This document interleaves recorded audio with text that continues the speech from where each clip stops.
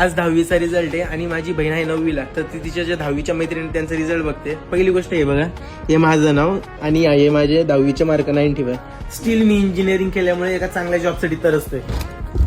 समू, तू 10वी वाल्यांचे मार्क का बघत बसले? फोन चालू आहे का? फोन चालू आहे का? बोल ना, का पाडायचे?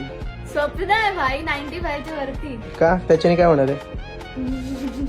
नाही माहिती मला. आता काय भाई, कोण 91 92 ला नाही विचारत. ही पोरगी, हिला वाटतंय 95% पाडलं म्हणजे भरपूर झालं. इथे 95-96 पाडून सुद्धा अजून दळिंद्रीवाली आमची कंडिशन चालू आहे. जाता जाता एक फुकटची ऍडवाइस देतो.